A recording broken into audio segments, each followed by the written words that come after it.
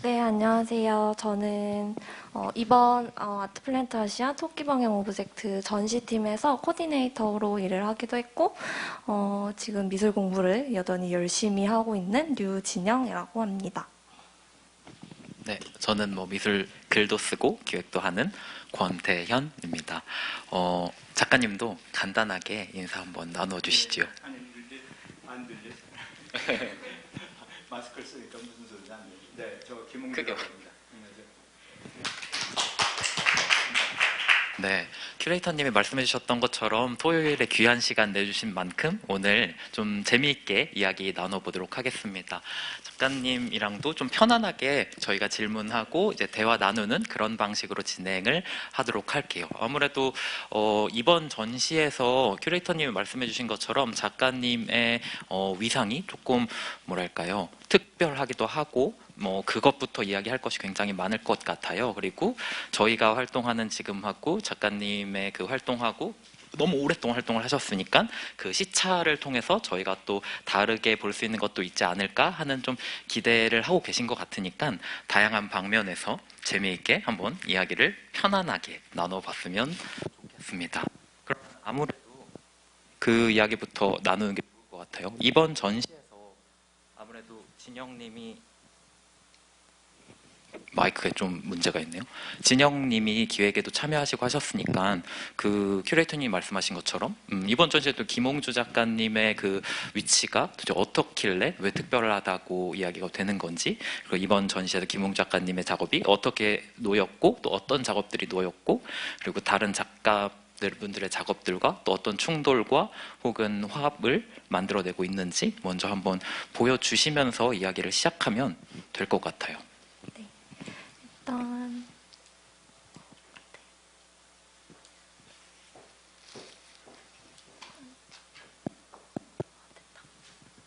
네, 김홍주 작가님 김홍주 작가님의 작품이 어떤 식으로 전시되어 있는지 전시 전경을 같이 보면서 이야기를 시작하면 좋을 것 같아요. 그래서 저희 전시가 뭐 지금은 이제 너무 많은 작가분들이 참여해 주셨고 너무 역량 있는 많은 분들이 참여해 주셨기 때문에 다소 이제 주제가 넓어진 감은 있지만 처음에는 꽤 분명하게 어떤 새로운 유물론들, 뭐 그레이엄 하머니라든지 뭐 브리노 마톨라든지 그런 분들의 이론들을 딛고 출발을 하려고 했던 지점들이 있었어요. 그래서 정말 그냥 간단하게 말하자면 어떤 주제와 대상이라는 어떤 이분법적인 경계를 없애고 객체로서 사물이나 그런 것들을 어떤 식으로 바라볼 수 있을지 새로운 태도들에 대해서 한번 다시 읽어보자 그런 마음으로 시작을 했고요.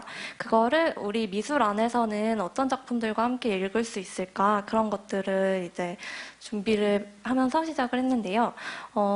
저희가 이제 그래서 우리나라 미술에서 어디부터 시작을 하면 좋을까를 정하기로 했을 때 어떤 그 전쟁 1950년대 전후에 박수근과 어떤 뭐 최용림, 홍종명 등의 그런 마티에르, 물성이 강한 작가들의 어떤 그 질감들, 이런 것들이 그 사물에 대한 어떤 새로운 태도를 함께 읽어볼 수 있는 시작점이 될 수 있을 거라고 생각을 했어요. 그리고 나서는 뭐 단색화, 그리고 이제 동시대 작가들로 이어지는 어떤 궤적을 한번 만들어 보고자 했는데, 이때 여기서 단색화 작가분들과 동시대 작가들 사이에 어떤 공란이 있다는 생각을 하게 되었고, 그때 이 자리를 채워주실 수 있는 분이 누가 있을까? 이런 것들에 대해서 고민을 하다가 김홍수 작가님의 7, 80년대 작업들, 오브제, 나무 패널이나 뭐 거울이나 유리 등의 오브제들을 이미지와 결합을 하는 방식들, 그러면서 그 오브제 그 자체로 오브제가 되어버리는 어떤 그런 방식들, 이런 것들이 그 중요한 가교 역할을 해줄 수 있지 않을까, 이런 생각으로 이제 작가님의 작업을 이제 전시 안에 함께 하게 했습니다. 네. 그렇군요. 저도 뭐 얼핏 듣긴 했지만, 그리고 전시 제목에서도 사실 토끼 방향 오브젝트라는 제목에서 그 오브젝트의 그 정체가 여러모로 좀 궁금하기도 하고, 흥미로운 제목이라고 생각을 하긴 했는데 그런 맥락 속에서 그 오브젝트가 어떻게 좀 다양한 방식으로 요즘 사실 뭐 객체 지향이라던가 그 객체에 대한 객체 유물론 이런 이야기가 또 워낙 많이 나오고 있기도 하잖아요. 그런 동시대 담론 맥락에서 그런 한국 미술사를 어떻게 다시 좀 비춰볼 수 있을지 그런 맥락이 애초에 있는 거였군요. 그래서 오브젝트라던가 이런 게. 작가님 혹시 전시 이번에 걸리신 거 보셨죠? 작업. 그렇군요. 지금 봤어요. 보나마 나 뭐 전시를 몇 번 했던 작품들이니까. 예. 이런 방식으로 옛날 이제 70년대 작부터 아마 올해 작업하신 것까지 쭉 걸린 걸로 알고 있는데 이런 방식으로 예전에도 같이 걸어보신 적이 있어요? 이런 식 전시는 많이 했죠. 뭐 옛날에 삼성미술관에서 옛날 작품하고 그 당시 작품하고 또 아르코 미술관 전시도 또 대전에서도 했었고 여러 번 했어요. 네. 그러면은 70년대 작업부터 이번에 좀 70년대 작업부터 요즘 완전 당대 작업하신 것까지 쭉 걸려 있으니까 아무래도 옛날 작업부터 지금까지 좀 쭉 같이 이야기를 나눠보는 방법 한번 진행을 해볼까요? 이번에 걸린 작업 중에서 제일 작가님 작업 중에서 초기 작업이 어떤 거죠? 네, 이 작업 1979년 이 작업이 여기 저희 전시된 작업 중에서는 가장 이른 시기에 작업하신 작품이고 이 시기에 작가님이 어떤 나무 패널 뭐 그런 식의 새로운 오브제들을 이미지와 결합하는 그 방식의 작업들을 많이 하셨었던 어떤 전형적이라기보다는 그 당시 가장 많이 하셨던 작품 중에 하나이고 깐유 국제회화제에서 이 작품으로 특별상 수상하시기도 하셨고 이 시기에 그러니까 이 전에 ST에서의 어떤 개념 미술에서 이제 회화로 넘어가는 지점에서 어떤 많은 고민들과 생각들이 있으셨을 것 같고 그런 지점들을 저희가 한번 처음부터 같이 이야기해 볼 수 있으면 좋을 것 같거든요. 아무래도 사연이 많은 그림인 것 같네요. 저기 마스크를 써가지고 잘 안 들려 무슨 소리인지 잘 안 들려. 아니 뭐 마스크를 꼭 써야 합니까 지금? 뭐 저분들은 몰라도 얘기 안 하는 분들은 어쨌든 나도 이제 마스크를 벗고 하는 이유 중에 하나가 제대로 들리게 하기 위해서 하는 거예요. 지금 질문이 왜 이제 저런 그림을 그렸느냐 이거죠? 예. 사실 나는 70년대 초반에 동료들하고 선후배들이 이렇게 만들어 놓은 ST그룹에 같이 참여를 하게 됐어요. 그때 그 ST그룹에서는 그 현대미술 중에서도 개념미술 쪽을 많이 했고 또 거기 모여서 이제 작업하던 작가들도 대부분 이제 개념 쪽의 작품들 또 설치나 또는 행위미술 이런 것들을 주로 많이 했던 거예요. 여러분 잘 알다시피 그 주축이 되는 사람은 이건용 씨였어요. 그 선배님인데 그리고 그 양반은 이제 그동안에 활동을 많이 했고 나도 한 2, 3년 거기에 참여하면서 비슷한 공동 작업도 하고 그런 작품도 발표를 했는데 하면서 개념 미술에 대해서 별로 성격도 맞지도 않고 또 그 개념 미술이 갖고 있는 그 언어적 게임에 별로 흥미가 없었어요. 그래서 난 작업을 하겠다. 그래서 이제 저런 그림을 그리기 시작한 거예요. 네. 그러면은 그 개념 미술을 원래 이제 처음 활동을 시작하신 게 그럼 ST 그룹 활동에서 처음 활동을 시작하신 게 ST 그룹 통해서 활동 시작하셨는데 이제 거기서 나오시면서는 지금 그 일관적으로 쭉 어떻게 그림 작업을 아니죠. 저기 ST 그룹 하면서도 이제 거울 그림, 창문 그림도 같이 발표를 했어요. 네. 전시에 처음에 이제 1, 2년 동안은 이제 소위 말하면 같이 사실 그 ST에서 많이 했던 것들이 그 당시에 그 개념 미술 중 또 어스아트라고 그래가지고 예를 들자면 현장에 나가서 밖에 나가서 직접 현장에서 작업하는 사실 미국이나 유럽 쪽에서 많이 유행하던 것들이에요. 그것도 같이 해보고 그랬어요. 그랬는데 이제 그런 거에 대해서 내가 이제 흥미가 없어진 거죠. 그리고 그 당시에는 젊은 층은 그림을 그리면 좀 이렇게 뒤처진 세대로 생각을 했고, 또 이미 해화는 죽었다, 또는 뭐 현대미술도 이제 거의 끝났다, 이런 그 유럽 쪽의 그 이야기들이 많이 우리가 들었거든요. 사실 체험은 못했지만 그 당시에 우리가 체험할 수 있는 능력이 못됐어요. 여러분들이 젊은 층들은 그 시대의 그 작업들을 이해를 하시려면 현 시점에서 보시지 말고 그 시대의 시점을 좀 잘 보셔야 해요. 왜냐하면 한국의 그 정세 또는 뭐 문화적인 그런 것들이 굉장히 그 서양 문물을 받아들이는 그런 시기였기 때문에 그런 걸 염두에 두고 또 그 시대에 또 한국 미술의 어떤 위치 같은 거, 실상 같은 것들을 이해한 다음에 그 당시의 작업들을 보시는 게 가장 좋을 것 같아요. 제가 이제 젊은 층에 얘기하고 싶은 그거고. 그래서 근데 개인적인 체험으로는 이제 그래서 그래, 나 현대미술 포기해야겠다.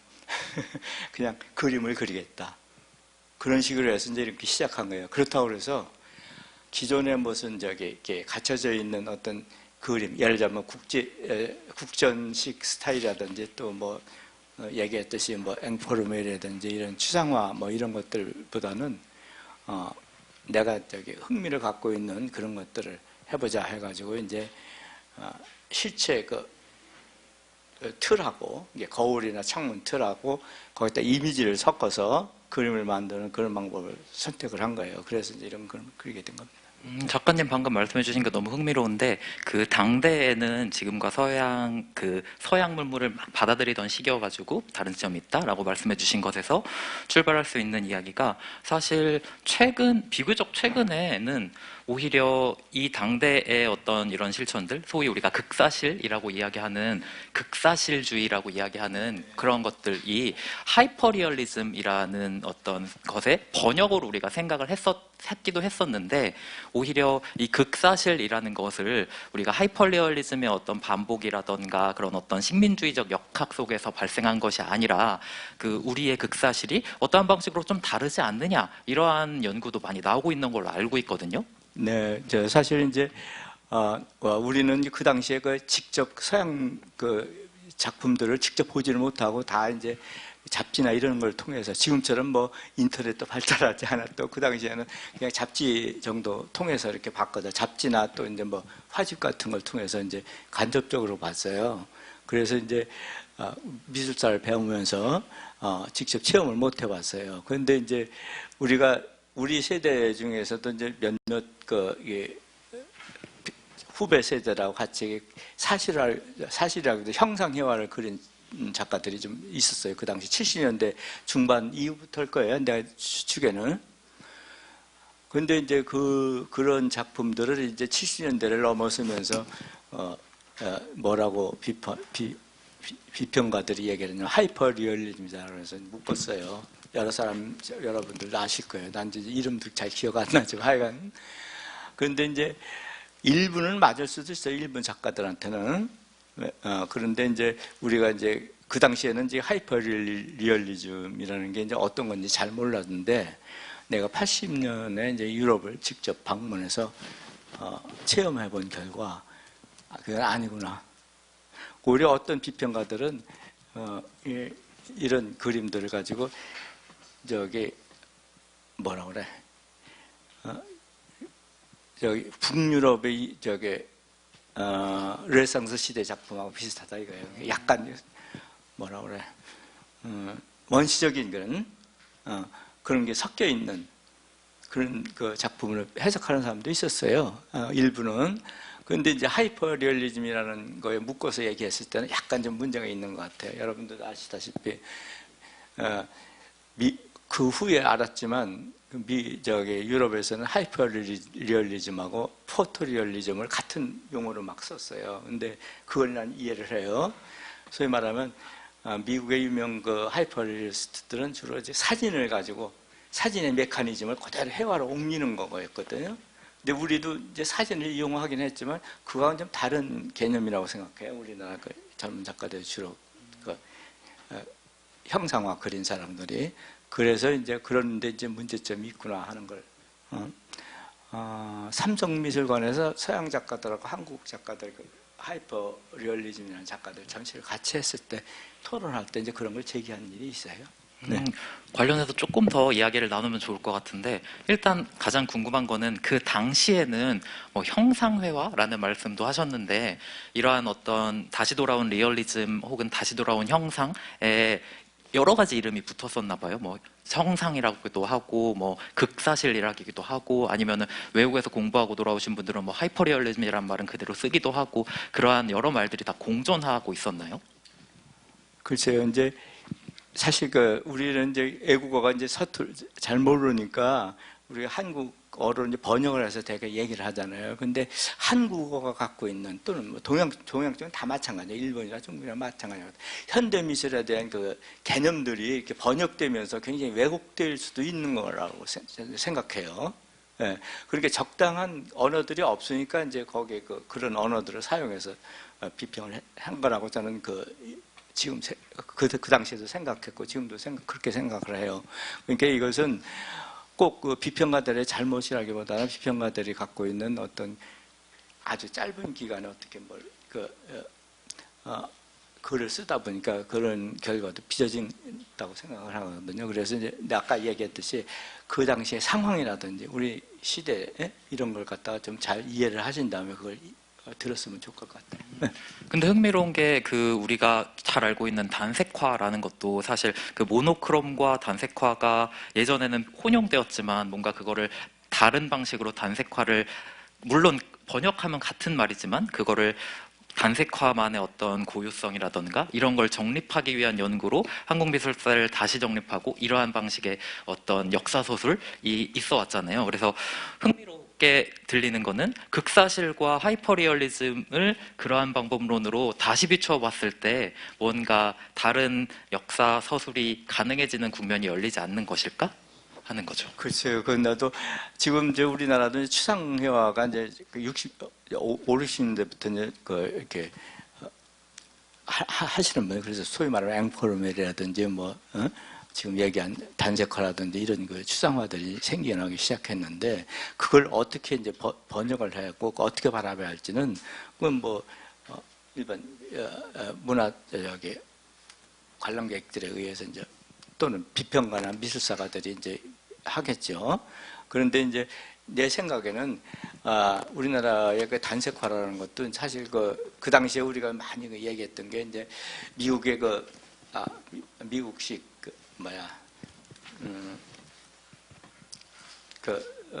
있죠. 모노크롬. 모노크롬 회화라는 게 독일에도 80년대에 가봤더니 이미 60년대에 소위 단색화라고 하기는 못하지만 이렇게 흑백 그림들이 좀 있었어요. 형상도 있는 것도 있고 아주 추상적인 그런 걸 보고 그 사람들도 얘기를 하더라고요. 우리도 동양의 영향을 받아서 이렇게 수묵화 같은 그런 그림들이 있다고. 그러니까 우리나라는 이미 그 이후에 70년대 단색화라는 이름이 생겼잖아요. 근데 거기다 단색화라는 이름을 붙이는 것이 나쁘다고는 할 수는 없지만 약간 우리나라 단색화는 미국의 단색화를 뭐라고 그러죠? 네, 자꾸 이름을 까먹어. 모노크롬. 에? 모노크롬. 모노크롬이 말고 이 이름을 까먹었는데 하여간 전혀 소위 말하면 그 당시에 비평계에서 많이 했던 게 환원과 확장이라는 단어를 많이 썼어요. 환원이라는 건 뭐냐면 표현하지 않고, 응? 그렇죠? 재현하지 않는.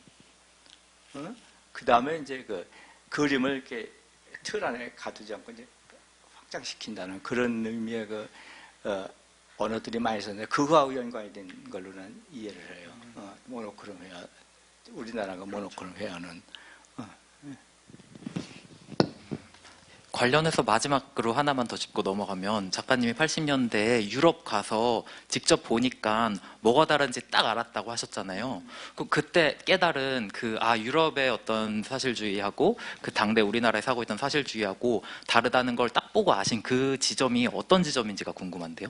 그게 이제 유럽에서는 그 당시에 80년대 그때 내가 갔을 때는 미국의 작가들을 많이 전시를 했더라고요. 그러니까 팝 아티스트들, 또 지금 얘기하는 하이퍼리얼리즘 작가들, 그 작가들이 우연히 이렇게 미술관 전시에서 봤는데, 바로 이제 초상화를 많이 그린 하이퍼리얼리스트 작가 있죠, 미국에. 사람 얼굴 많이 그린. 그 사람이 바로 스프레이 가지고 완전히 사진처럼, 사진을 크게 확장한 것처럼. 더군다나 색채도 거의 없고, 흑백 사진 같은 그런 전시가 굉장히 크게 열렸었고, 또 미국의 뉴욕 거리를 이렇게 창문에 비친 뉴욕 거리를 많이 그린 그 사람은 터치 같은 것도 있는데, 그 사진 메커니즘이 그대로 이제 회화에 반영된 거, 이런 걸 보고서는 하이퍼리얼리즘보다는 좀 사진의 하고 관계 이런 걸 많이 이해하게 됐어요. 맞아. 뭔가 사실적으로 그린다고 해서 중요한 게 아니라 사실 우리가 알고 있는 포토리얼리즘이라고 하는 거는 애초에 팝아트의 계보에 있는 거잖아요. 그래서 어떤 실제 대상을 그린 게 아니라 그거 자체가 이미 어떤 재현된 다른 이미지들, 뭐 상업적인 이미지라던가 찍혀있는 사진이라던가 그거를 다시 그렸다는 것에서 의미가 있는 건데, 당대 한국에서 했던 그런 소위 그때 당시에 어떤 신형상이라던가 뭐 이런 방식으로 불렸던 작업들은 그러한 어떤 팝아트의 계보에 놓인 방식은 전혀 아니었다라고 알고 계신 거예요? 생각을 하시는 거죠? 예를 들면 이제 팝적인 이미지들이 같이 섞여 있으니까 그건 그렇게 단정할 수는 없다고 생각해요. 왜냐하면 우리나라가 그 당시 젊은 작가들도 이제 형상을 그리는데 단 전통적인 아카데믹한 그런 형상이 아니라 예를 들면 이렇게 포스터 같은 걸 이렇게 복사해서 그린다든지, 붙여 있는 것처럼, 또는 옛날 작가들의 작품들을 다시 화면 위에다 그린다든지, 이런 작가들 내 기억이 나요. 그리고 이제 벽돌, 맞아요. 벽 같은 걸 그대로 이렇게, 그건 오히려 소위 말하면 어떤 옛날식 이미지가 아니라 새로운, 그것도 한 사진하고 관계가 있겠죠. 그래서 어느 부분을 확장해서 딱 그린 거니까 그런 작품들 많이 한 것 같아요. 그러니까 약간 현대 추상화하고도 연결되는 그런 작업이 있었던 걸로 기억이 나요. 그 추상화랑 연결된 지점에서 이야기를 해주셨는데, 그 당시에도 당시 비평계에서도 작가님의 이런 방식의 작업이라던가 말씀해주신 그런 경향들이 역환영주의라던가 역일루저니즘 이런 방식으로 독해가 되었다라는 기록 같은 것들을 나중에 이제 저희도 보게 되어가지고, 이런 방식으로 환영주의에 대한 비판이 물론 추상으로 나가는 방향도 있었지만 당시에 그런 방식으로도 그런 환영주의에 대한 비판이 또 이루어졌었구나 하는. 소위 말하면 서양식 언어들, 이걸 이제 아까도 얘기했지만 번역하는 과정에서 많이 이제 우리들도 오해가 많이 있었던 것처럼, 지금 얘기한 것처럼 사실주의라는 거, 환영이라는 것하고 구분하기 참 힘들어요. 예를 들면 우리가 이제 보통 사실화하면 그냥 서양 미술에서 사실화들이 많이 있기는 있는데, 그 중에 어떤 것을 사실화라고 할 거냐, 이게 굉장히 중요하다. 예를 들면 르네상스 시대 이런 것들 사실화라고 하지 않죠? 비평에서 사실화가 생긴, 사실주의가 생긴 19세기 사실화예요. 그 차이점이 뭐예요? 이미지는 딱 똑같거든. 그러니까 이미지라는 말하고 형상이라는 말하고 또 픽처라는 말이 있어요. 이런 것들을 우리가 어떻게 구별을 해요? 우리도 할 때, 그래서 서양인들한테도 비평가들한테 한번 물어봤어요. 여기 왔을 때 한번. 그랬더니 자기들도 구별을 명확하게 안 해주더라고요. 그것처럼 우리가 이제 예를 들면 픽처라고 했을 때 우리가 떠오르는 게 뭐가 있어요? 픽처. 응? 그걸 갖다가 우리가 그냥 형상이라고 얘기를 해요? 아니면 사실이라고 얘기해요? 그냥 그림이라고 번역을 많이 하는 것 같아요. 픽처는. 그림이라는 말도 마찬가지예요. 우리가 그림이라고 할 때 페인팅이라는 말 많이 쓰죠. 페인팅하고 그림하고 차이점이 뭐가 다른 거예요? 페인팅이라는 개념하고 그림이라는 개념하고 조금 다르지도 않아요? 그렇죠. 그래서 그렇지. 이런 것들에 의해서 지금 자꾸 헷갈리게 만드는데 젊은 분들이 이런 것들은 좀 정리를 했으면 좋겠어요. 비평가들이. 그래서 근데 서구 그 책들을 보면 그런 걸 세부적으로 이렇게 분리하는 같은 우리가 사실이라고 하는 것들도 분리하는 그런 체계들이 좀 있더라고요. 그쵸. 예를 들면 종교적인 어떤 내용을 가지고 이렇게 얘기했을 때는 사실화라기보다는 뭐 종교하다 또 아니면 뭐 다른 용어들을 많이 쓰고 그다음에 그런 것 같아요. 그러니까 우리로서도 이제 그걸 어떻게 얘기할지 모르거든요. 그런데 이제 소위 말해 우리나라 그 형상회화들을 가지고 그런 용어들을 가지고 해석을 하다 보니까 자꾸 헷갈리는 것 같아요. 맞아요. 이게 사실 서양 미술사, 되게 선형적인 서양 미술사에서는 뭐 환영주의, 일루저니즘, 리얼리즘, 그 다음에 이제 그 픽처를 얘기하셨으니까 사실 미국 중심 미술사에서는 그 픽처스 제너레이션이라 그래서 우리나라에선 그림들 세대라고 번역되는 그 팝 이후의 어떤 그런 다시 돌아온 형상에 대한 연구가 나름 체계적으로 그리고 선형적으로 정리가 되어 있는데 이것이 그 미국 중심 미술사가 그 뭐랄까요 소위 세계화 그리고 작가님 활동 시작하시던 7, 80년대를 중심으로 동아시아에 들어오면서 번역이 되고 혹은 그 번역이 어떻게 보면 어떤 일정 수준은 좀 식민주의적인 부분도 있고 근데 항상 그게 식민주의가 100% 작동되는 게 아니잖아요. 그래서 따라하지만 분명히 그 따라하는 과정에서 반복해서 다른 것이 발생하고 그러면서 고유의 것이 뭔가 우연히 발생해버리는 그 탈식민이로는 뭐 미미크리 이런 말도 많이 하죠. 이제 그런 방식으로 발생하는 것들을 동시대 미술사 서술에서는 조금 다시 정립을 해나가고 싶어 하는 것이 아닐까? 그래서 제가 아까 말씀드렸던 요즘 미술사학자들이 그 하이퍼리얼리즘이랑 극사실주의랑 조금 다른 것으로 받아들이는 역사서술을 하고 싶어 하는 것 같다라고 말씀을 드렸던 겁니다.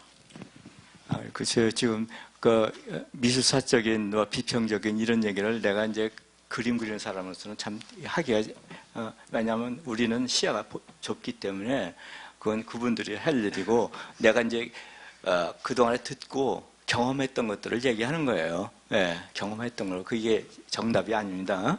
그런데 이제 물론 이제 그 같은 그림을 그리더라도 같은 추상을 하더라도 사람에 따라서 성격에 따라서 또 관심도가 다른 건 사실이고 그게 이제 크게 보면 뭐 저기 서양 그 작가들하고 좀 다를 수도 있죠. 근데 그렇다고 해서 그 정도 차이 가지고는 우리가 얘기하기는 조금 약간 미약하지 않나. 맞아요. 네, 뭐 미술사학자들이나 이론가들이 다시 읽어내는 거긴 하지만 당연히 작가님이 당대에 활동하셨고 작가님이 만들어낸 이 작업들을 가지고서 이야기를 해야 하는 거니까 지금 너무 소중한 시간입니다. 감사해요. 마스크 좀 벗고 해야 잘안 들려서. 제가 이게 원래 마스크를 쓰는 걸로 되어 있는데 제가 가운데 있는 저만 네. 앞으로 더 크게 말하겠습니다. 더 크게 말하겠습니다. 네, 크게. 왜냐면 귀도 잘 안 들리거든. 크게 말해. 네. 그래서 저희 이제 초기 작업들, 이제 이 시기에 어떤 사실적인 재현의 방식들로 그리셨던 작품들에 대해서 너무 소중한 이야기 많이 들었고요. 그래서 이제 좀 작가님의 어떤 작품 전체의 스펙트럼이 사실 굉장히 넓으시잖아요. 뭐, 요 90년대 꽃을 그리시기 전에 어떤 지도의 방법을 따라서 이렇게 이중 그림을 그리시거나 어떤 글자, 서체를 따라서 그림을 그리시고 그리고는 이제 세밀한 방식으로 꽃을 직접적인 방식으로 그리시고 이거는 아주 최근의 작업 방식들 이런 식으로 쭉 작업의 그 스펙트럼이 굉장히 넓게 쭉 변해오셨어요. 하지만 그럼에도 사실 그리기라는 본질은 언제나 유지되어 왔고 그게 항상 이 모든 작업을 관통하는 그 주제라는 생각은 들고 있는데 지금 여기 나한테 질문하는 건 뭐예요? 아직 이게 질문하지 변화에 않았어요. 대해서? 맞아요, 사실. 네. 그래서 그러니까 이런 사실 뭐 여기서의 변화는 저희가 유추할 수 있을 것 같아요. 근데 어떤 이런 사실주의에서 여기로까지의 변화, 그때 어떤 세밀화를 선택하시고, 지금 저 얘기가 이제 계속 나오는데 이제 간단하게 얘기를 할게요. 내가 이제 그림을 그리겠다고 해놓고 나서 이제 그 틀 속에다가 제일 처음에 봤던 것처럼 틀 속에다 이미지를 그렸잖아요. 근데 그 이미지를 그대로 묘사한다기보다는 그 틀하고 같이 관계를 많이 생각을 했어요. 한번 아까 처음 그걸 한번 보세요. 뭐 이런 걸 보세요. 그러면 내가 저기다가 만약에 이미지를 제대로 형상을 제대로 표현하겠다 그러면 이렇게 얼룩을 짓게 했겠어요? 저건 왜냐면 창문하고 틀하고 그 관계가 있어요. 유리하고의 거기서 비춰지는 이미지하고 섞어서 같이 묶어놓은 거거든요. 그러면 이제 결국은 보통 우리가 그림하면 이 틀 안에서 그것만 외부의 어떤 공간하고 완전히 단절된 걸로 상투적인 그림들 생각이 됐잖아요. 근데 그거에서 벗어나고 싶어서 저렇게 한 거예요. 예. 그 다음에 이제 또 한번 보세요. 이것도 이것도 이제 똑같은 거예요. 이게 쪼개진 거울에다가 이제 얼굴이 저렇게 비춰지는 걸 갖다가 이제 같이 틀하고 같이 섞은 거예요. 그러니까 이것은 그림이라는 것, 저것도 이미지라고도 할 수 있겠죠. 그런 것들을 이제 이렇게 같이 묶어서 소위 말하면 그림의 공간 밖으로 이렇게 확산되게 하는 그런 효과. 그 다음에 보세요. 이건 이제 어떻게 하냐면 사실은 이게 캔버스 천 위에다가 여기 지금 저기 풍경 요 부분만 그린 거예요. 근데 저기도 이제 여러 가지가 뒤섞여 있어요. 잘 보면 아시겠지만 예를 들면 풍경인데 이렇게 돌려보면 사람 얼굴 프린팅한 거거든. 얼굴이거든요. 얼굴이 옆으로 이렇게 되어 있어요. 저걸 어떻게 했냐면 그 주위에 사람들의 사진을 가지고 옛날에 복사기가 있었어요. 복사기들 넣어서 내가 출력을 약간 비틀어서 출력을 해버려요. 그래서 그걸 나머지 부분을 가지고 이제 어두운 부분을 가지고 풍경으로 만드는 거예요. 그리고 보면 저 풍경 속에는 또 저기 우표도 붙여 있고 여러 가지 등등. 그러니까 단순한 게 풍경이 아니라 여러 가지 그리는 방식하고 오브제를 같이 섞었어요. 그러니까 예를 들면 그림을 이렇게 틀 안에 갖추지 않고 저렇게 천이라는 대상, 그 다음에 우표 이런 거 등등 저거 말고도 이제 실제 오브제 같은 것도 같이 많이 섞어서 만들었어요.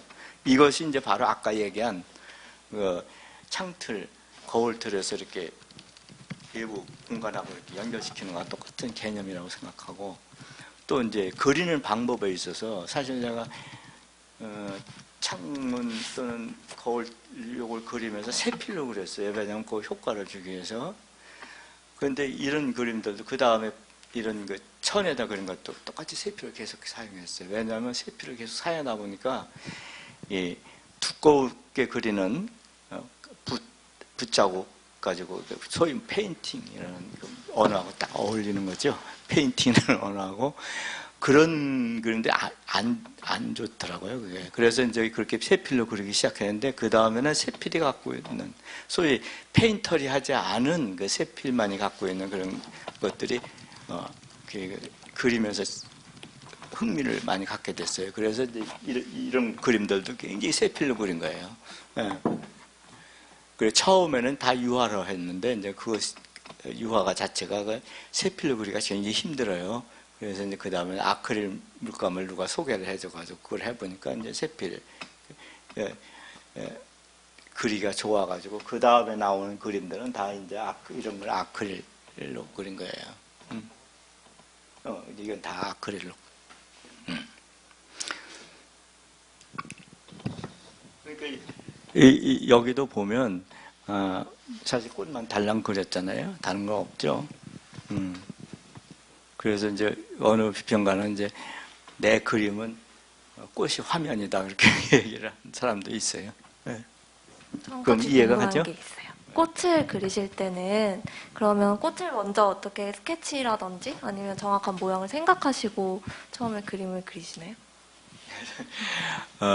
내가 어떤 그 대상을 선택할 때는 솔직히 얘기해서 뭐 이렇게 그 대상의 어떤 내용이라든지 또는 뭐 뭐라 그러나 상징적인 거 이런 걸 다 떠나서 예를 들면 내가 계속 그림을 그리려면 어떤 형태가 있어야 할 거 아니에요. 근데 그걸 말 추상 형태로도 가능해요. 세필로 그릴 때. 근데 그 추상 형태가 뻔하잖아요. 이런 데다 그렸다면 원형 아니면 사각형, 삼각형 그게 뭐 있어요. 그러니까 이제 주변 그 사물들에서 그 형태를 빌려보는 거예요. 사실 다시. 꽃도 그래서 시작했어요. 예를 들면 이제 풍경 이렇게 아까 얘기했던 사람 얼굴 가지고 풍경 그린 것처럼 형태를 자꾸 만들다 보니까 이제 이런 꽃이 되고 그래서 이제 꽃이라는 것도 이제 사실 우리가 보통 그리는 꽃이 아니라 그냥 좀 문양적인 꽃이죠. 그렇죠?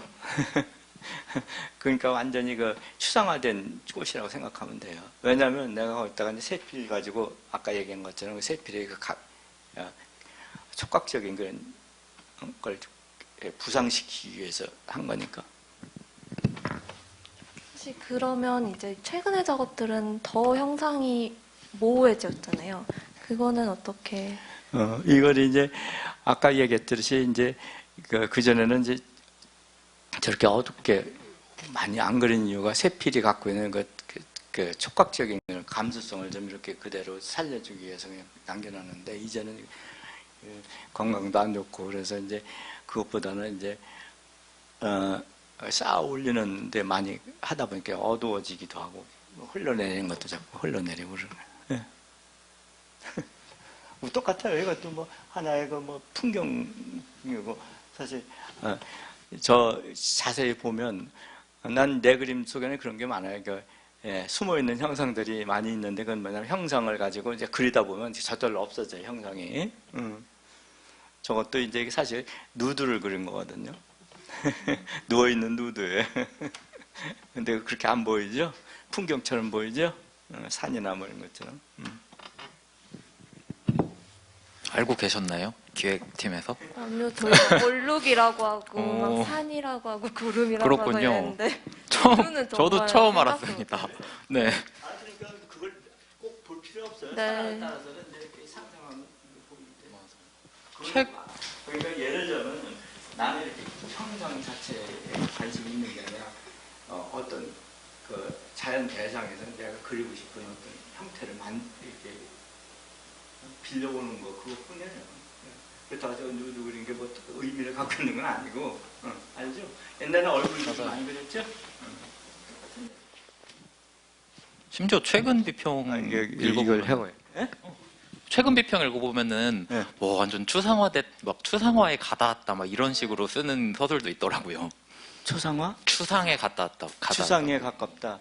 글쎄요. 아까도 얘기했지만 난 추상이라든지 구상이라든지 이런 그 개념보다는 아까 얘기한 그 그림에 대한 그린다는 그 자체 이런 데 관심이 있기 때문에 그거 별로 이렇게 신경 안 쓰고 했어요. 왜냐하면 추상을 어떻게 생각하는지 몰라도 추상이라는 걸 개념이 어떤지 몰라도 서양의 추상화에도 또 형상을 상상시킬 수 있는 추상화들이 많이 있잖아요. 네. 그건 그 사람들이 의도적으로 그렇게 할 수도 있고 또 거기에서 아이디어를 따올 수도 있어요. 그 이제 풍경처럼 보이는 추상도 있어요. 그렇죠? 근데 순수 추상이라는 건 어떻게 얘기해? 순수 추상이라는 걸. 뭐 미술사에서는 그 아예 뭐 물질로 가버린다던가 그렇게 많이들 이야기하죠. 그래서 저기 내가 지난번에 저기 그 동경에서 전시를 했더니 거기 비평하는 사람들이 글을 썼는데 그 사람은 어떻게 보느냐면 내 그림을 일루저니즘이나 애브스트랙트 소위 말하면 추상하고 일루전하고 그 밖의 그림이다 이렇게 해석을 해버리더라고요. 그건 어떻게 생각해? 나는 그 사람들이 그 비평가들이 그런 해석하는 거 그거에 또 관심이 있어. 나는 이제 그런 생각을 가지고 한 건 아니지만 어쨌든 그러니까 그림을 꼭 추상이다 구상이다 구별할 이유가 있어요? 그 이번 전시에서 그럼 그게- 작가님의 위상이 독특하다라고 했던 거, 우리나라 한국미술사에서 서술 문제에서도 작가님이 추상, 구상, 이분법, 특히나 한국미술사 서술에서는 민중미술대 단색화, 민중미술 추상대 구상의 그 이분법이 워낙 좀 명료한 그런 서술이 많이 되어 있다 보니까 작가님 작업 같은 거를 딱 끼워 넣었을 때 흥미로운 균열 같은 게 항상 발생하기 때문에 또 이러한 뭔가 되게 좀 역사 서술과 관련된 미술사 전시에서는 작가님 작업 같은 것들이 굉장히 독특한 위상을 딱 점할 수 있는 그런 위치가 작가님의 그런 생각에서 발생을 하는 것 아니, 같아요. 나는 그런 걸 생각한 것도 아니고 그럼요, 아까 그럼요. 얘기한 것처럼 예를 들면 민중미술 하면 우리가 이제 보통 하면 그 내용을 많이 얘기하잖아요. 근데 나는 사실 내용에 대해서 아까 얘기했지만 저는 고려하지 않고 그냥 형태만 따온다고 그랬죠. 그렇다고 그래서 또 아까 얘기했잖아요. 이중적인 이미지들 지적 근거 있잖아요. 그걸 무시할 수는 없죠. 예를 들자면 그림이라는 것은 이 보는 사람이에요. 내가 이제 원하는 것은 내가 어떤 메시지를 전해서 강요시키는 게 아니라 이 관람자에게 그냥 내가 흥미있는 게 그리는 것을 관람자들이 마음대로 해석할 수 있어야 한다고 생각해요. 이게 추상이다, 구상이다 이걸 떠나서 또 어떤 내용이다, 어떤 이미지다, 또 뭐 어떻게 보인다, 또 어떤 걸 표현했다 이런 거는 내가 직접 이렇게 얘기하는 게 아니라 관람객들이 거기 보고 느끼면 그게 가장 좋은 거 아니에요? 우리가 강요할 수는 없는 거죠. 그렇게 해서 그린 거예요. 그러니까. 맞아요. 뭐 역사 서술이고 뭐 그런 건 그래서- 사실 독해하는 사람들 어떤 그런 거고, 근데 그걸 떠나서 작가님의 그 환원될 수 없음을 되게 강조하시는 게 오히려 가장 흥미롭네요. 글쎄요. 그래서 내 제목도 안 붙이는 이유가 제목을 붙이면 사람들이 그 눈으로 본다고요. 그렇죠? 제목이 있는 그림들은 추상이든 구상이든 그 눈으로 잠깐 보려고 그래요. 근데 나는 제발 그러지 말고 그냥 자유롭게 보십시오. 그래 거기서 뭐 얼마든지 내가 좋아하든 싫으면 그냥 사람마다 다 다르니까 이렇게 만든 거예요. 태연 씨 이건 뭐 같아 보이세요? 아까 그게 누드라고 하니까 더 어려워졌는데. 이것도 바로 사람 얼굴이에요. 그렇군요. 얼굴을 이제 저런 식으로 그렸어요. 저희가 맞춰보려고 했는데 벌써 그러니까. 대답을 해주세요. 퀴즈쇼 한번 하려고 했는데 상품이라도. 예를 들면 창문에 있는 그 얼굴처럼 뭐 이것도 얼굴로 그린 거예요. 근데 다는 이제 그거만 다 그리다고 근데 옛날처럼 그 아주 필로 하는 게 아니라 조금 이제 저것도 이제 굵은색 약간 좀 굵은 저기 있죠 붓이죠. 그걸 이제 그리다 보니까 저게 된 거예요.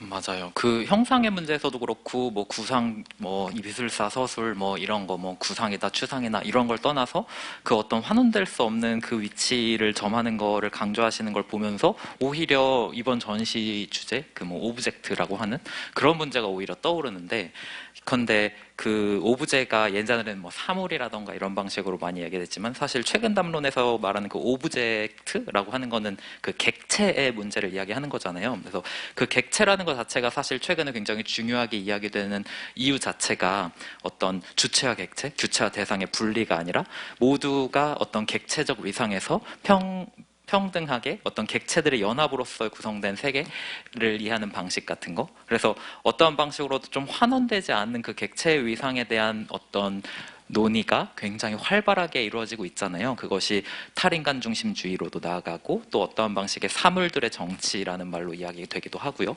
그래서 이번 전시에서도 그 오브젝트라는 주제가 굉장히 중요한 걸로 알고 있는데, 작가님의 말씀에서 오히려 좀 그 시차를 다르게 하지만 그러한 태도라던가 작가님의 회화 자체가 가지고 있는 그 환원 불가능성, 그 아주 세밀한 것하고 전체하고 부분과 전체가 어떤 위계 없이 각자 자율성을 가지고 움직이는 거, 어떤 구상이든 추상이든 이러한 방식으로 환원되는 것을 전혀 생각하지 않고 작업한 태도라던가 이런 거에서 오히려 이번 주제의 그 객체의 문제를 비춰볼 수 있는 그런 게 또 발생하는 것 같아서 저는 지금 이야기 들으면서 너무 흥미로웠어요.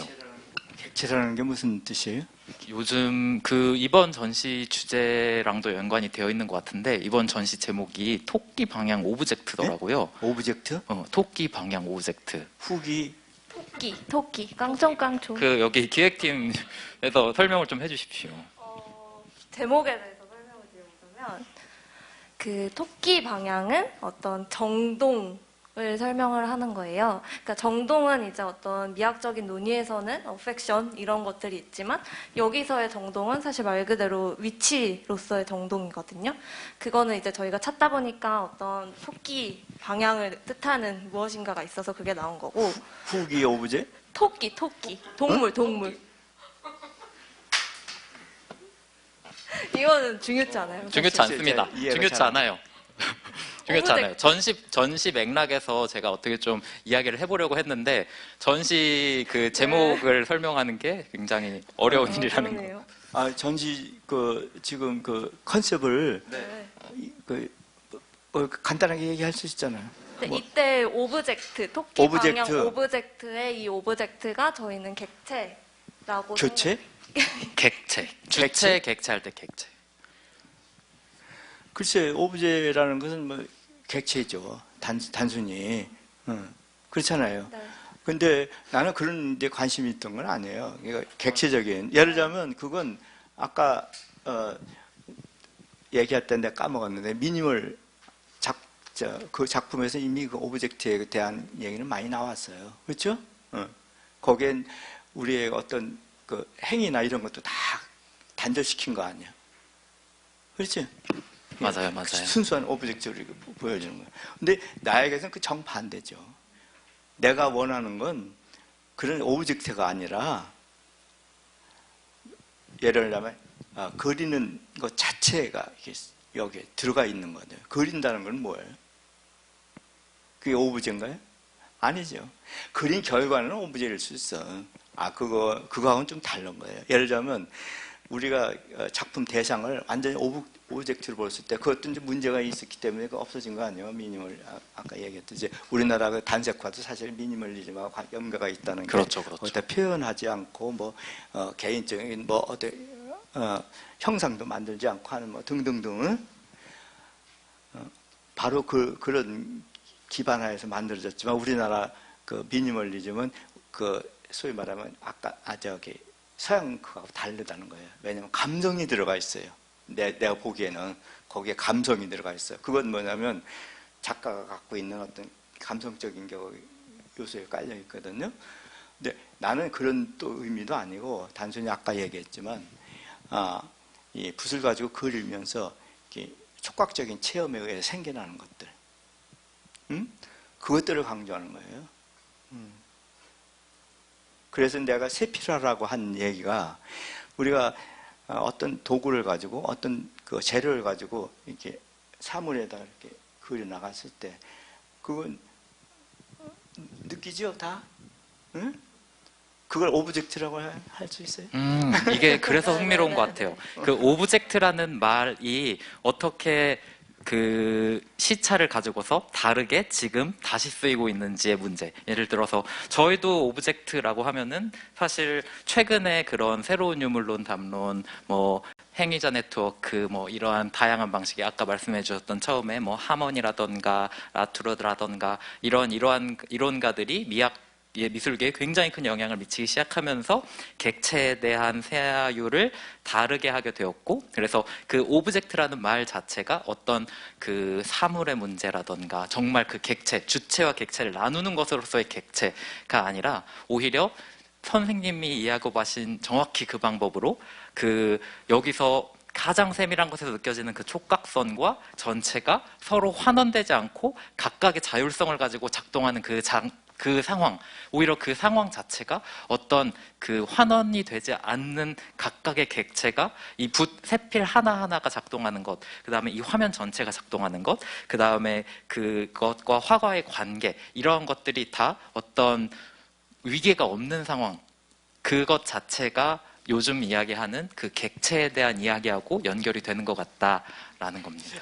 이거 저기 미술 비평에 관한 얘기를 자꾸만 하니까 내가 지금 헷갈리는데 내가 전시 기획이 그렇다 보니까 저희가 좀 연결해서 이야기하는 경향이 얘기를 있습니다. 할게요. 죄송합니다. 지금 얘기하는 그런 문제들은 사실 뭐 현대미술사에서 이미 다 얘기가 다 내왔던 거고 옛날에 80년대, 70년대 말경에 이제 그 어느 공간지에서 이렇게 내 작품을 소개해주면서 이제 나한테 거울 그림, 그거에 대해서 얘기를 하라고 그랬을 때 내가 기억이 나는 게 있어요. 근데 지금 객체다, 뭐 주체다 이것보다는 나는 그때 뭐라고 그랬냐면 실현이라는 얘기를 해서 실현. 영어로 하면 realize라는 거 있죠. 그건 객체적인 것도 아니고 주체적인 것도 아니죠. 그렇죠. 그러니까 소위 미니멀리즘 말고 이제 개념 미술은 어떻게 하냐면 아트 오브제를 부정해 버렸어. 다. 그렇죠? 개념만을 가지고 얘기를 했어. 미술이 이렇다 이렇다. 응? 그래서 이제 내가 아까 얘기한 언어 게임이라고 그랬죠. 거기에서 이제 나는 이제 물러서 가지고 나는 실현 쪽으로 가겠다. 그러니까 실현하려면 뭘 하겠어요? 행위보다는 그리는 걸 하는 거지. 그리는 것도 하나의 행위죠. 그렇죠? 근데 그 결과가 이제 이렇게 오브제로 남는 건 그건 뭐 어쩔 수 없는 거지. 아트 오브제를 부정하지 않고 나는 아트 오브제를 인정해버리는 거예요. 그렇죠? 여기는 아트라는 말이 들어가야 해요. 그냥 예를 들자면 마르셀 둥시안처럼 이렇게 오브제 갖다가 이렇게 탁 놓는 게 아니라 내 행위가 여기 들어가 있는 거지. 그걸 나는 실현이라고 생각해요. 리얼라이즈 한다고 그러는 있잖아요. 리얼라이즈라는 말로 그 어떤 그러니까 몰라요. 한국말로는 뭐라고 그래야지. 그래서 실현이라는 말을 썼는데 영어로 나중에 이렇게 보면 그게 가장 적절한 것 같아요. 그 리얼리즘이 아니라 실현시킨다. 그러니까 영어를 우리가 번역할 때 좀 그런 걸 좀 섬세하게 이렇게 얘기해주면 작가들이 굉장히 잘 받아들일 텐데 그게 별로 그게 안 돼가지고 우리가 이제 헷갈리는 게 굉장히 많아요. 어떻게 생각해요 지금 그건? 아니 일단 오브젝트 저희가 하고. 아까 오브젝트 얘기를 한 거는 이 전시 기획에 비추어서 그런 방식으로 생각해 볼 수 있겠다 생각이 들어서 말씀을 드린 거고 그러니까 당연히 내 그림에서는 오브제라는 말보다는 오히려 이제 그런 행위 자체가 이제 여기 난 결과물이에요. 그냥 저건. 그런데 그렇다고 해서 이제 뭐 이 그림의 어떤 컨셉을 좀 이렇게 컨셉이라기보다는 이제 패턴을 바꿔보려고 하는 그런 생각이 없었던 건 아니죠. 아까 얘기한 것처럼. 그러니까 그린다는 걸 갖다가 프레임 속에 갇히지 않고 외부의 공간하고 같이 연결시킨다는 그 얘기했죠. 근데 확장이라는 말을 이제 쓰는 이유 중에 하나는 바로 그런 거거든요. 확장이라는 게 그냥 무슨 오브제적인 확장 또는 개념적인 확장이 아니라 소위 우리가 그림이라고 하면 이렇게 갇혀져 있는 걸로 항상 그 전통적인 그림에서는 생각을 했어요. 근데 이제 그걸 버리고 아무데 어디든지 그릴 수 있다는 거. 그래서 내가 얘기할 때 어느 때는 나 원시 작가다. 원시인들은 어떻게 해요? 동굴 속 바위에다 그냥 그려버렸잖아요. 그건 그림 아닙니까? 그렇죠?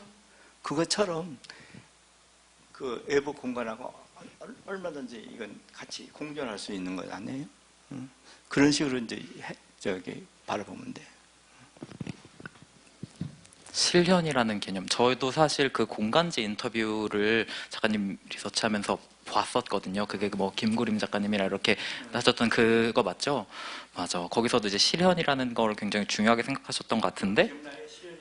그쵸. 근데 거기서 제가 흥미롭게 생각했던 건 말씀해 주셨지만 그 아트 오브제라는 걸 강조한다는 게 그러면 그때 당시에 뭔가 미니멀이라던가 한국에서는 단색화라던가 이러한 경향에서 작가의 어떤 그런 것들을 내려놓고 뭔가 그 어떤 사물을 제시하는 방법하고 명확하게 작가님의 작업을 좀 이렇게 차이를 만들기 위한 그때 스테이트먼트라고 할 수 있는 거겠죠? 만든다기보다 아까 얘기했죠. 현대미술을 포기했다는 건 차이를 만드는 게 아니라 그 현대미술이 갖고 있는 개념적인 것, 아까 얘기한 아트 오브제를 부정한다든지 또는 아트 오브제가 있더라도 거기에 이제 어떤 개인의 표현이라든지 무슨 거기 나오는 여러 가지 형상들을 이런 것들 부정한다든지 그러니까 화면 자체만을 그 오브제화시키는 그런 거에 대해서 내가 좀 거부감을 느꼈다는 거죠. 그래서 나는 그거 없이 뭐 기존식을 뭐 해설하든 말든 나는 거기다가 그리는 걸 계속 하겠다. 그래서 했던 거예요. 그 대신 이제 이렇게 만약에 상투적인 그 프레임 속에서 이제 벗어나고 싶었던. 이게 또 안 들었네 또. 이게 그래도 좀 나이 들으면 이렇게 들리셨겠죠? 헷갈려. 좋아요. 안 들리죠? 네. 조금만 더 이야기를 나누고 오늘 관객들 질문도 좀 받으면 좋을 것 같아요. 네? 관객들 질문도 많이 네, 받으면 네, 좋을 것 그래요. 같아요. 네. 그래서 조금만 더 이야기를 네, 나누고 네.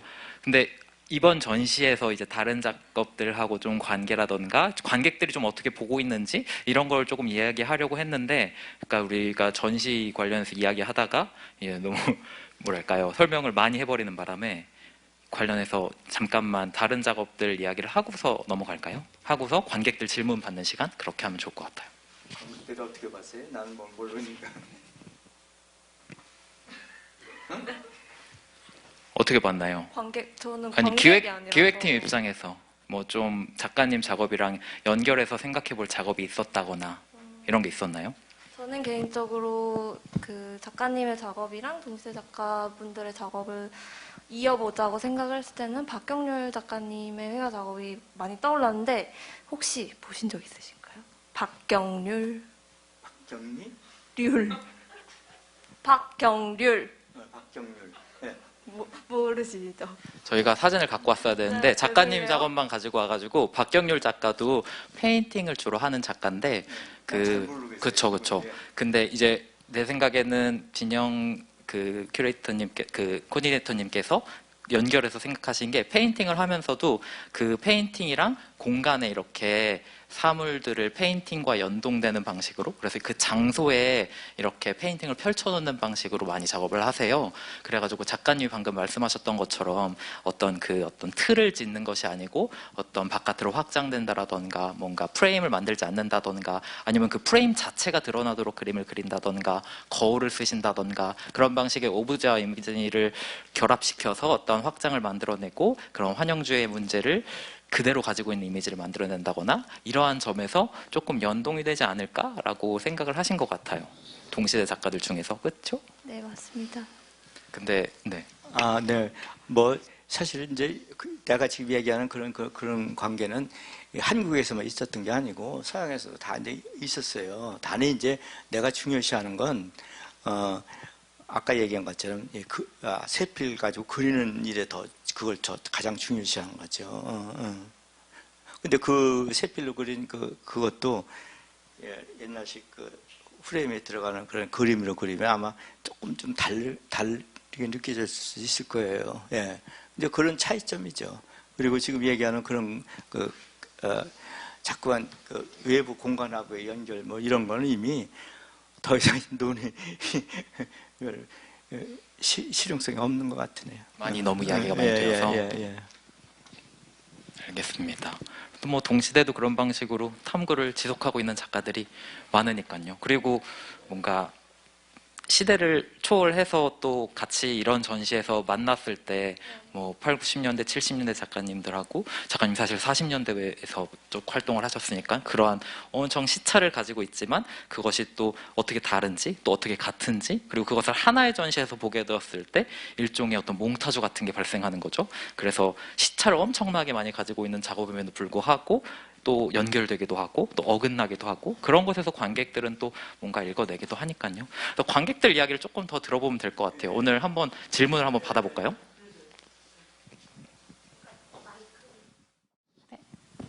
선생님 안녕하세요. 저는 홍익대에서 미술사를 공부하고 있는 안원경이라고 합니다. 제가 사실은 ST에 대해서 되게 관심이 많아서 오늘 이 자리에 온 것도 있는데요. 선생님께서 아까 말씀을 해주실 때 ST가 가지고 있었던 이제 오브제 중심이나 현대 미술을 쫓는 게 조금 잘 맞지 않아서 거리를 두게 되었다라고 말씀을 하셨는데, 사실 저는 들으면서 오히려 선생님이 이제 그리는 행위나 과정에 대해서 굉장히 말씀을 많이 해주셨고, 또 공간이 되게 중요하다. 그림과 그리고 그 틀과 이런 관계가 좀 중요했다라는 말씀을 해주셔서 오히려 ST와 좀 연관이 없지는 않다. 그러니까 ST가 선생님에게 남긴 것이 있다라는 생각이 조금 들었거든요. 그래서 혹시 그때 시절을 좀 생각해 보셨을 때 그래도 내가 ST에서 이것만은 좀 뭐 가지고 나왔다. 이런 것은 나에게 남았다라고 생각하시는 부분이 뭐가 있으신지.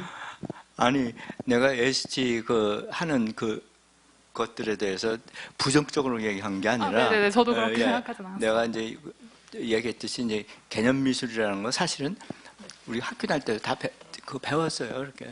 그리고 이제 뭐 미니멀 아트 뭐 이런 것도 다 배웠어요. 그리고 이제 뭐 실제 학교 다닐 때는 이제 뭐 아카데믹한 거 거기 충실히 하느라고 이제 그런 걸 안 했는데, 이제 졸업하고 나서 자유롭게 하면서 이제 ST 그룹에 들어가는데, 물론 거기서 배운 게 바로 그거예요.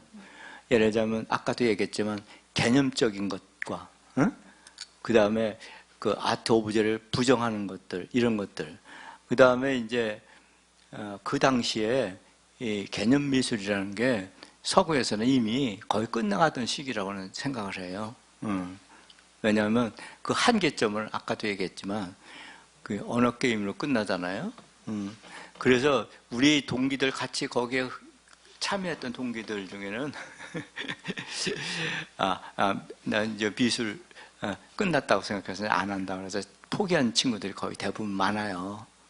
그런데 나는 이제 뭐 그걸 계속 한 거죠. 할 때 그 소위 말하면 개념 미술이 갖고 있었던 그런 개념적인 것보다는 아까 얘기한 것처럼 그림 쪽으로 이렇게 불러선 거예요. 사실 그 ST 그룹에서 활동하던 친구들을 그 후배들 중에는 비평가 출신 있어요. 윤진섭이라든지 장누구야, 저쪽에 전남대 교수. 그런 친구들 다 후배들인데 ST 그룹에 참여해가지고 하다가 그 친구들은 언어 능력이 있으니까 비평계로 돌아서 그거를 보면 금방 알잖아요.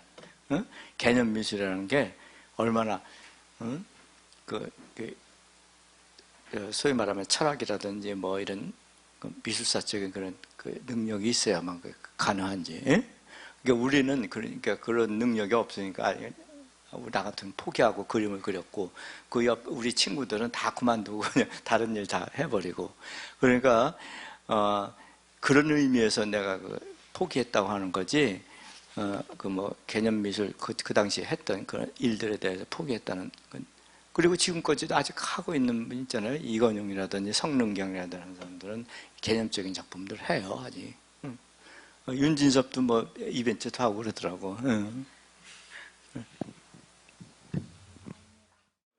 미디어 아트를 하고 있는데 제가 2015년에 여기 작가님 갤러리 그 개인전 하셨을 때 보러 왔었거든요. 근데 그때 그 갤러리 그 뭐라고 하지? 그 팜플렛을 그림이 있었어요. 작가님 그거를 아직까지도 제 이렇게 침대 머리맡에 이렇게 붙여놓고 있었는데, 근데 저는 김홍주 작가님이 이 김홍주 작가님인지 모르고 오늘 왔는데 그 그림을 보자마자 바로 이렇게 생각이 났고, 저는 그 그림을 진짜 되게 많이 보면서 이게 생활을 했던 것 같아요. 되게 무의식적으로. 근데 방금 얘기해 주셨던 그런 세밀에서 보여지는 그런 촉각 같은 거를 에 대한 이야기를 들었을 때 전 사실 그 그림에서 느껴지는 그 작은 그 행위 같은 것들을 되게 많이 느껴보려고 했었던 것 같거든요. 이 전시장에 보러 왔을 때도. 그래서 좀 제가 궁금한 거는 실제로 이런 작업을 하실 때 어떤 흔적을, 그러니까 되게 깔끔한 세밀들로 이루어져 있지만 사실은 그게 되게 하나의 흔적 같은 건데 혹시 어떤 의도된 흔적 같은 걸 되게 남기시는 부분이 있을지 아니면 그런 게 사실 좀 되게 이상한 질문이긴 한데 궁금하고 또 이런 그 형상에 관한 오브제라기보다 그러니까 이미지를 선택하실 때 되게 제가 느끼기엔 이게 엄청 자연적인 곡선이 많고 좀 인위적인 그 선이 되게 없다고 느껴지는데 어떤 것들에서 어떤 이미지들에서 내가 되게 강렬하게 이거는 어떤 식으로 구성을 해서 그림을 그리고 싶다 막 이런 특별한 그런 선들이 있는지도 알고 싶어요. 너무 질문이 많아가지고 네, 죄송합니다. 답변하기가 제가 두 개로 정리를 해드릴게요. 첫 번째는 이렇게 세부에 이렇게 촉각성을 만드는 세필로 작업을 하실 때 어떤 흔적 같은 것들을 예를 들면 남기시는. 내가 이제 그 세필로 그릴 때는 솔직히 해서 이제 내 그림이 조형적인 요소가 없어요. 왜냐하면 우리가 보통 그림을 이렇게 그리려면 적당한 거리에서 이렇게 봐야 좀 조화도 이루어지고 색과의 관계 뭐 이런 것도 있잖아요. 그래서 내가 가까이서 부분적으로 그려나가니까 그런 게 없어. 그러면 어떻게 전체적인 걸 생각하지 않는 거죠. 그런데 단 시선은 어디로 가느냐면 그 천하고 그다음에 내가 세필로 그리는 붓하고 그 부분에만 집중이 되는 거예요. 응? 그게 연속적으로 쌓여져 가지고 이렇게 형태를 만드는 거거든요. 꽃의 형태든 뭐 얼굴 형태든 그냥 그렇게 그리는 거예요. 그래서 내가 얘기가 기존에 우리가 그림이라는 그 개념들 서양 회화라는 것은 옛날에 그런 이제 서양에 그 농담이 있었어요. 서양 그림과 싸움은 멀리서 보라고. 근데 나는 멀리서 볼 수가 없게 만들었잖아요. 멀리서도 볼 수 있어요. 그러나 그림 자체를 내가 부분적으로 계속해서 그리기 때문에 사람들이 자동적으로 자꾸 그림 가까이 가더라고요. 난 그것도 재밌다고 생각해요. 그 시점을 내가 의도한 건 아닌데 그렇게 만들어진 거예요. 그래서 비평가들도 이제 소위 말하면 이게 감상의 시점이 달라진다 이거예요. 앞으로 왔다 갔다 하면서 본다. 그건 재밌는 그 비평이라고 생각해요. 보통 그림들은 그냥 어느 적당한 공간에서 딱 봐야만 저게 제대로 보인다고 생각하는데 보통 그림 다 그랬잖아요. 추상화든 구상화든 다. 근데 내 그림은 그게 아니라 왔다 갔다 하다못해 그 대전에서 난 계속 오래 있었는데 홍명섭이라고 유명한 컨셉츄얼한 작가가 있어요. 뭐 그 지금 비평도 쓰고 책도 내고 하는데 알 거예요. 홍명섭이라고 서울대 조각가 출신인데 많이 대화를 했어요. 근데 작업장에도 그 연구실에도 많이 오랬는데 그 친구가 어느 날 어떤 김 선생 작품은 옆에서 봐도 재밌다. 그게 시선을 어디다 이렇게 평면인데 옆에서 봐도 재밌다고 한 건 뭐겠어요? 내 그림을 자세히 보면 두껍게 그리지 않았기 때문에 이렇게 소위 반사가 없어요. 거의. 그러니까 옆에서 봐도 이렇게 그냥 보여요. 근데 다 찌그러져 보이죠. 알죠? 그건 약간 사선으로 보면 그런 식으로 옆에서도 얘기를 해주더라고요. 그리고 또 이제 같이 여기 가나 아트에서 같이 전시도 한 정광호라는 그 친구는 이제 내 그림을 보고 티끌모아 태산이다 그런 얘기를 하더라고요. 그런데 이 작곡을 하는 사람들은 그런 감각적인 얘기를 그 비평적인 게 아니라 이렇게 얘기를 해줘요. 근데 나는 몰랐는데 그걸 보고서 아 그렇구나. 그러면 이쪽을 더 강조해야겠다. 그러면서 작업을 하기 시작한 거예요. 그러니까 내가 세필로 그린 이유를 이제 알겠죠? 그 다음에 또 하나는 뭐죠? 응? 아마 형상을 어디서 모티브를 가져오시는지. 근데 아까 얘기한 대로 이제 어떤 형태를 그려야 하는데 그냥 주위에서 이렇게 물건들이라든지 사진이라든지 이런 데서 그냥 끌어오는 거예요. 예. 그리고 뭐 어떤 형태는 또 옛날에 또 학교 다닐 때 그려봤던 모델링 하던 그런 형상들도 가져오고 뭐 그때 생각난 대로 해요. 단 똑같은 형상을 계속 그리는 게 지겨우니까 그걸 이제 바꾸다 보니까 그렇게 된 거예요. 특별히 뭐 이렇게 아까 얘기했지만 어떤 의미를 두고 상징적인 뭐 그런 형상을 취하는 게 아니라 그냥 주변에서 보이는 것들을 사각형 형태를 이번에 그렸으면 지겹다 그러면 삼각형 형태의 어떤 나뭇잎을 뭐 꽃을 또는 아니면 풍경을 뭐 이렇게 가져오는 겁니다. 네. 리얼라이즈라는 표현이 저 굉장히 와닿았는데요. 그리고 방금 전에 이제 굉장히 그 정강호 조각가가 선생님께 얘기했다고 하는 그 티끌모아 태산이라고 하는 것에 선생님이 굉장히 이렇게 좀 터치됐다 그럴까? 그런 말을 들으면서 제가 드는 생각은 선생님이 아까 말씀하실 때 붓과 그 천과 그 지점을 계속 이렇게 집중하신다고 하셨거든요. 그러면 그 지점을 집중하면서 그리는 행위라고 하는 것이 그 티끌이라고 하는 것이 실현하는 것이 무엇인지가 되게 궁금합니다.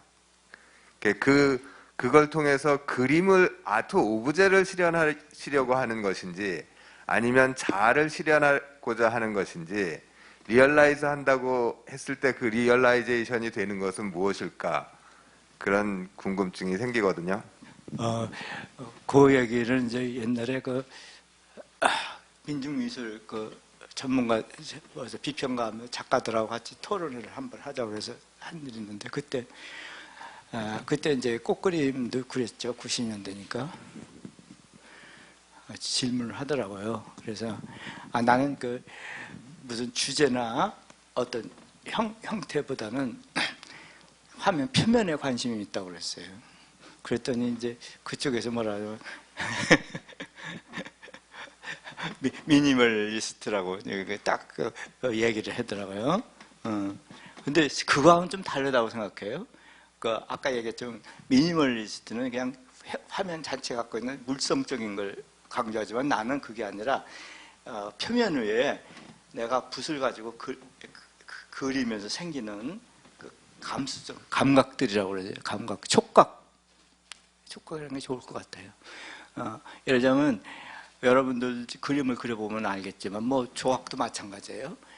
어떤 도구를 가지고 이렇게 거기다가 이렇게 행위를 했을 때 느껴지는 게 있어요. 촉각적으로. 그걸 즐기는 거죠. 그걸 중요시하는 거예요. 그러니까 나는 그래서 이게 캔버스 저 위에다가 보통 캔버스처럼 화면을 완전히 이렇게 메꾸지를 않아. 그 이유가 뭐냐면 보통 그림들은 다 그렇게 메꿔요. 그래서 나는 화방에다 캔버스를 맞출 때도 여기다 바인더만 바르고 절대 제소 같은 거 바르지 말라고 그래요. 이런 거 보면 다 그리는 부분만 내가 얇게 제소를 발라가지고 천이 갖고 있는 질감들 있죠. 울퉁불퉁한 그걸 충분히 살리면서 이제 붓으로 그려나가면 이게 겉에 이렇게 표면에 완전히 표면을 뭉개는 게 아니라 천과 천 사이로 붓이 지나가면서 다양한 효과가 나요. 근데 그건 눈을 그냥 보면 몰라요. 네. 나는 직접 그렇게 그리면서 그걸 알고 있거든요. 그런데 사람들이 내가 그렇게 그리는 줄 모르면서 아까 얘기한 것처럼 저절로 이제 자꾸만 그 왔다 갔다 이렇게 앞으로 가는 이유 중에 하나도 바로 그러한 그 미묘한 차이들 때문에 그런 걸로는 생각을 해요. 왜냐하면 주위에 그 선후배 안에 주로 후배들이, 동료 후배들이 이제 내 그림을 와서 보고 이렇게 한마디 뚝뚝 던지는 걸 보면, 아, 이렇게 느끼는구나. 그걸 아까 예를 들어서 얘기해 준 거예요. 그게 나한테 굉장히 도움이 돼서 그런 쪽으로 더 충실하게 해나가는 거죠. 그러니까 내가 뭐를 목표로 해서 처음부터 그린 게 아니라, 아까 얘기했지만 창문 그릴 때 그 아주 얇은 그 천 위에다 이렇게 세필로 그리다 보니까 그 세필의 감각 자체를 내가 중요시해서 그거 최대한 살릴 수 있는 그림들을 여태까지 이렇게 그려온 거예요. 그래서 그리는 방법은 옛날 70년대 중반에 그렸던 창문 필 그림이나 지금 그림이나 똑같거든요. 세필로 그리는 거. 그 감각은 똑같다고 생각해요. 다 거기에 들어가는 형상이나 형태들이 다 다를 뿐이고 재료들 조금씩 달랐을 뿐이에요. 그 이해하시죠, 대표님? 예? 그러니까 이제 그림이라는 게 우리는 보통은 이렇게 시각적인 어떤 조형 이렇게 형태를 이렇게 대상을 만들어낸 걸로만 자꾸만 생각하는데, 그거보다는